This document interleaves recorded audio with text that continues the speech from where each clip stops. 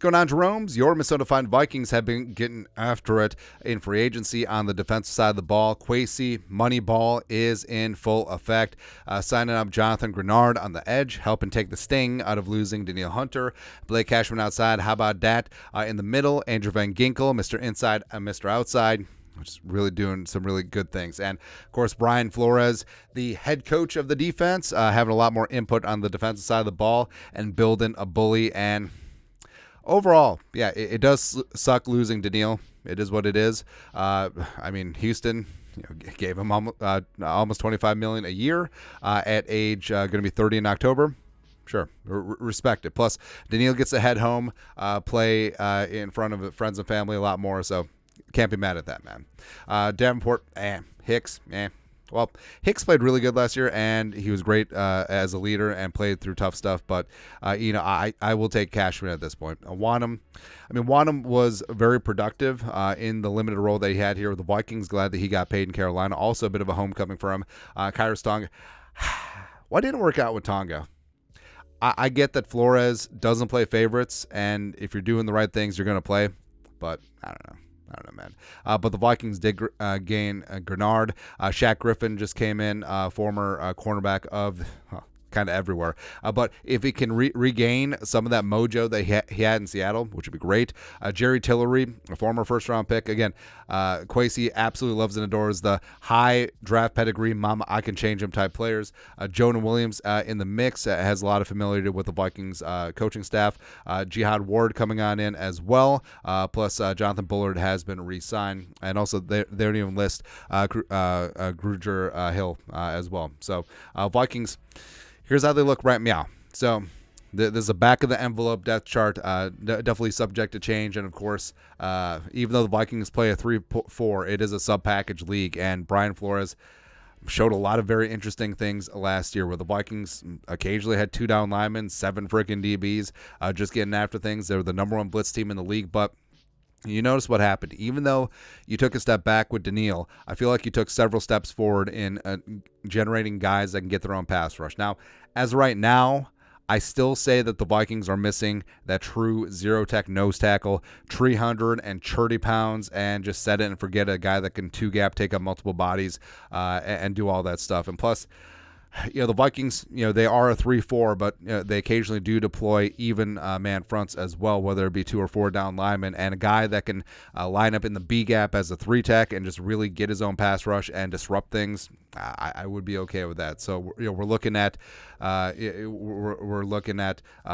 Murphy II. We're looking at Johnny Newton from Illinois. We're looking at Ruka Roro. We're looking at Michael Hall. We're looking at Gabe a little bit later on. Sure. There's lots of guys in this class that could qualify as penetrators and guys that can just wreak havoc in the backfield. So as right meow. So lining things up, Jonathan Bullard played a lot of left defensive end for the Vikings last year. Good against the run. Don't really get much of a pass rush out of him. Jonah Williams primarily played on the left. Harrison Phillips, again, keep saying this. Love Harrison Phillips. Harrison Phillips played his ass off last year. 92 tackles, most in the NFL for an interior, 3 sacks, which was a career high. I would still like to see him play more 4-tech, 5-tech versus him on the nose. I feel like he's been wasted on the nose. Also, Jaquelin Roy, last year's day 3 draft pick out of LSU, primarily been working inside. Some nose, some under tackle. What's up, Sylvia? Sylvia agrees. What up? Hey, you want this? You never get this. She likes Gardettos. And then right defensive end, Jerry Tillery. So Tillery's versatility is what made him a first-round pick coming out of Notre Dame back in the day. Even though Tom Telesco cut him twice. All right, but his versatility is paramount because as Chargers and Raiders fans will tell you, he can suck at left defensive end, right defensive end, that doesn't matter. But 29 pressures, 2 sacks last season. I think with a full offseason and full training camp, you could see that go up. And, if Tillery... you hear the rumblings from Chargers and Raiders fans that does Tillery really want it? I guess we're going to find out because if he doesn't, Flores ain't going to play him.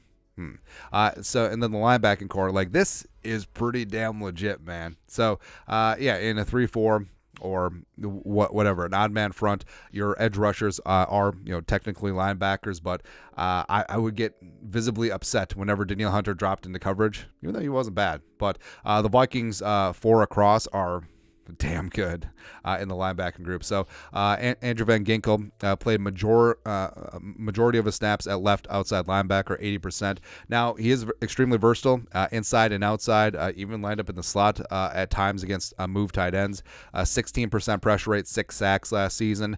And then other side, you got Jonathan Grenard. So Grenard has, throughout his years, he's been a stand-up outside linebacker. He's been hand in the dirt. He's played left side, right side. Last year, under D'Amico Ryans in year 1, he played 91% of his snaps on the right side. Will Anderson was on the left. Grenard had 53 pressures, 12.5 sacks. So a right side of the defense, left side of the offense. So he is rushing against the left tackle, against the quarterback's blind side. So Van Ginkel and Grenard, with their combined 18 sacks last year, are going to try and take the sting out of losing Daniil and to a degree DJ Wanham as well. And also Blake Cashman. I freaking love Blake Cashman, man. All right, so former Gopher finally got his shot to start with D'Amico Ryans and the new Texans defense. By the way, if you've ever played defense for the Texans, you're gonna be a Viking.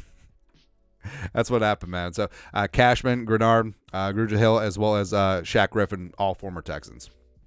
It's good times, man. But with Cashman, he is a true rough and tumble middle linebacker. He is a throwback. He's a Scott Studwell type. 106 tackles, 48 stops last year, an 82.3 PFF run defense grade. Also solid in coverage too.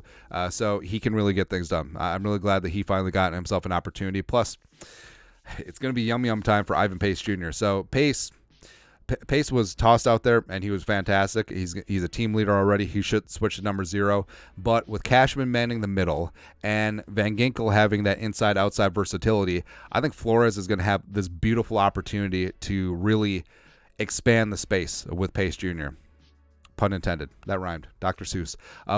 So remember, Pace Jr., his senior year at Cincinnati, had 55 pressures and 9 sacks in 2022. Nearly all of his blitzes were in the tackle box, so A or B gap. And I think he has a ton of versatility. I feel like he could be Micah Parsons light. Like I don't think that he would be a full-time edge rusher, like Parsons is. He doesn't really have that length. He does have a decent amount of bend, but I think that where his bread is going to be buttered is that delayed blitz on the inside, stunts, playing games on the inside. I think Ivan Pace Jr. has a chance to be a real legit weapon, and I think that it's by design. I think getting a guy like Cashman and a guy like Ginkel, Van Ginkel, who Flores obviously trusts, that's going to free Pace Jr. up from doing a lot of the dirty work and just really get after things. It's really great, man. I think Jihad Ward is also going to be getting in the mix as well. Had 8 sacks over the last 2 seasons. Now, Ward was a former number 44 overall pick, just never really panned out. He's been on multiple teams, but got some really good coaching last year from Andre Patterson, our guy, and a career-high 5 sacks. And I think that he will contribute. And given Ward's size, 6'5", 275, like I think that he could be a stand-up. He can be a hand in the dirt. He could play interior on rushing downs. Like, it wouldn't shock me at all. Like if the Vikings go NASCAR package and you have Ward and Tillery on the inside, maybe some Harrison Phillips too, maybe some Jaquelin Roy, sure, and then Van Ginkel and Grenard on the outside. Maybe some Patrick Jones second too. Yes. Also on the outside, PJ2 is in a contract year.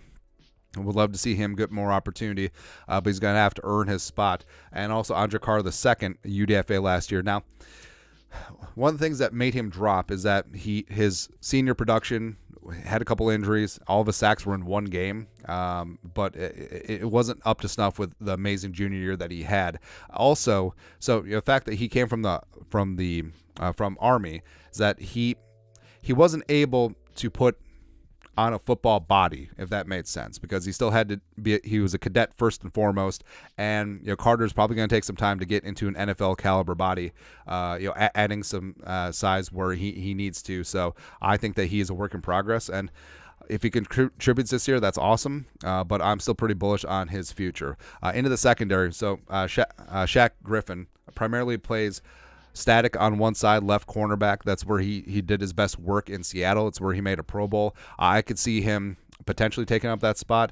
Now, left cornerback wise, like, it was Byron Murphy and base, and then a lot of times it was Mekhi Blackmon kicking on that left side. I think that there could be a mix. Blackmon basically took whatever snaps was available. I think Murphy could be moved to a full-time slot, and Caleb Evans. So Evans was benched like 7 times last year by Flores, but he primarily played on the right side. I don't see the Vikings getting into a traveling situation with corners.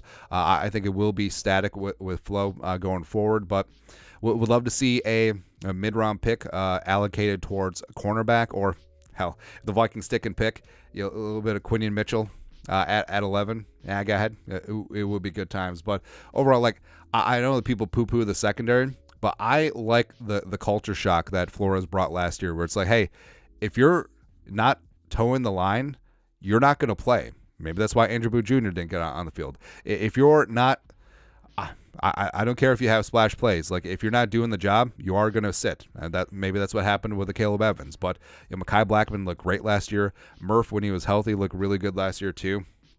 So I like that they are raising the standard in the secondary. And then with the safeties, I mean, that was the best part of the defense last year. So Harrison Smith back for one last ride probably. And Harrison, I mean, yeah, Harrison has lost a step or two, but I love that Flores took him back to his roots. And Harrison played a ton of free safety in 2022 with Donashell. Did have 5 interceptions, which tied a career high, and he still had it then. But moving back into the box, where it was where Harrison did his best work during the Zimmer years, that's what Flores allowed him to do.